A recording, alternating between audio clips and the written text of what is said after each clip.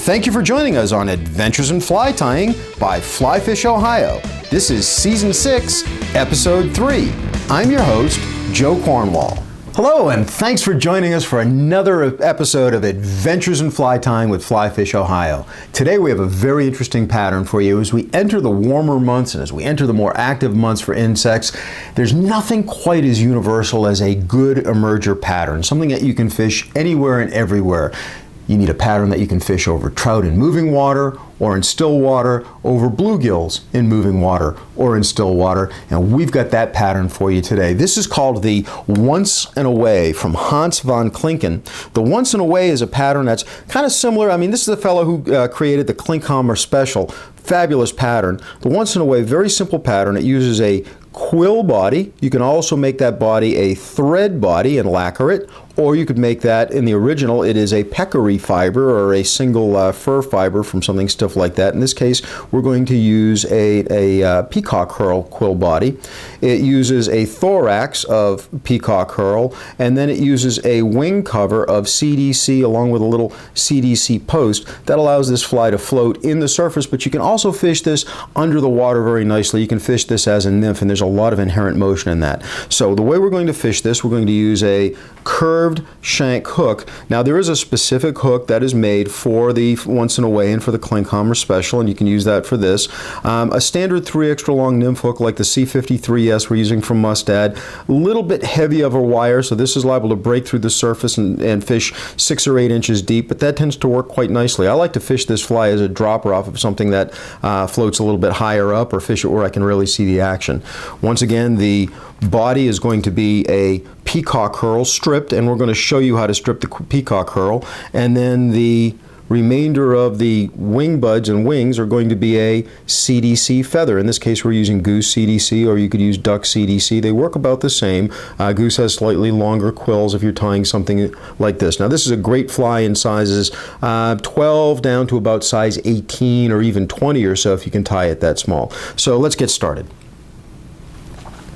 Take my hook and place that in the vise, and I'm using an 8/0 70 denier black thread at this point in time. I'm going to start my thread behind the hook eye, lay a very smooth foundation all the way back to the end of where we want that body to be. Right down the curved side of that hook. Now I'll bring my thread back up to the point where I want to tie the body in so I can maintain a smooth underbody.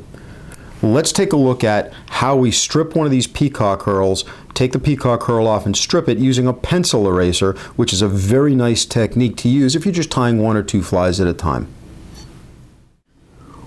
When you're stripping a peacock herl, you want to hold it down by its tip end and stroke towards the butt. And I'm using just an ordinary pencil eraser. And you can see those herls, those flues coming off of that and leaving just the center section ready to be wrapped as a body.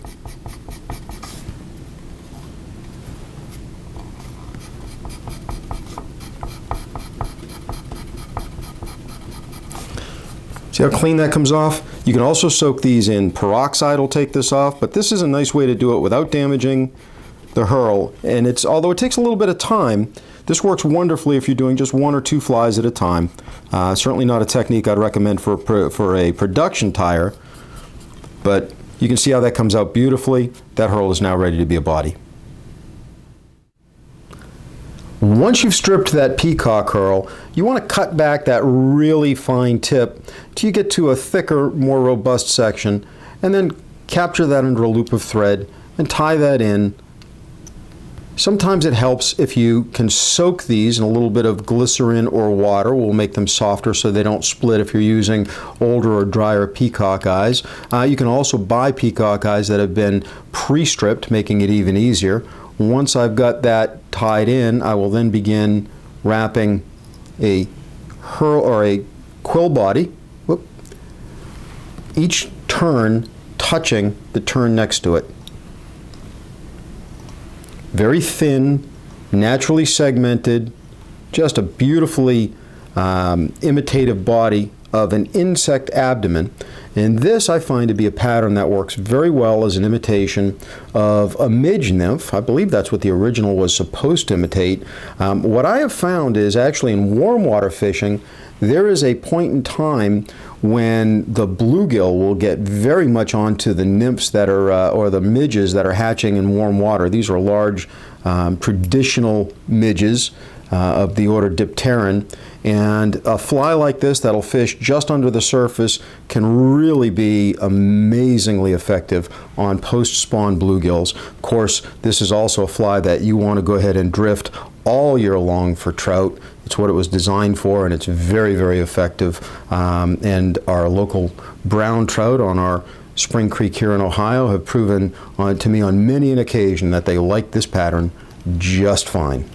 I actually started using this pattern probably 4 or 5 years ago as my emerger for those kind of dipterans, and found that it really didn't need to look for anything else. This is just such a generalist pattern that works well. Now, one of the things that I do like to do on that quill body is going to help you out a little bit, is if you take just a little bit of lacquer, just a little bit of Sally Hansen's, kind of give that a coat. That'll help to make sure that that'll hold together for quite a while. You could also rib that with a little bit of wire if you wanted to do so. Now, to get the rest of this in, what we're going to do is we're going to take our CDC fibers, and we're going to take 3 of them. We're going to lay them one on top of each other, each time with the stems going right down the center. And you can see that I have 3 of them there. Had 3 of them there. There we go. I'm going to line them all up to make one CDC piece that's going to be our wing case, and also the nub that'll float it. Take the tips, I'll cut that off. Now I'm going to capture that under one wrap of thread, right there like that. Don't worry if a couple of pieces come out, that's fine. It's okay if this has got a little scraggly to it. Now that's the section right there where we're going to tie in the thorax of this fly. The thorax of this fly is going to be of peacock curl that hasn't been stripped. We'll tie that in, just a few simple wraps. Twist that peacock curl to make a chenille or a rope out of it. And just a couple of turns of peacock curl is really all it's going to take on a size 12 fly. And tie that material off.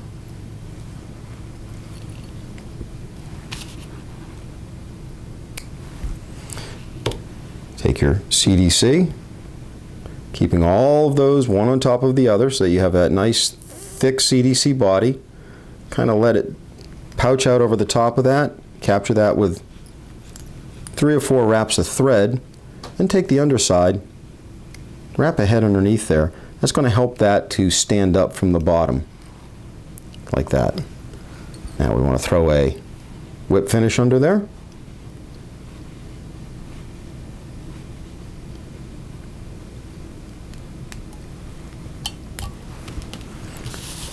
Trim that CDC, and there you go.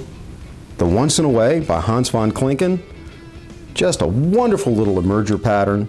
Will work beautifully anytime that the fish are on true midge dipterans, which is great for the tailwaters. It's great for the ponds. It's very, very good for the warm water fishing for bluegill, and we've got a lot of midges in our local warm water impoundments and lakes and ponds. So this is really a universal pattern. It's a pattern that you should have in your fly kit. Great little emerger pattern that you'll fish from about the beginning of May all the way through probably until certainly the end of August. This is a pattern that'll serve you well for a lot of different species in a lot of different areas. The Once in a Way. Thanks for joining us on Adventures in Fly Tying. Till next time, tight lines.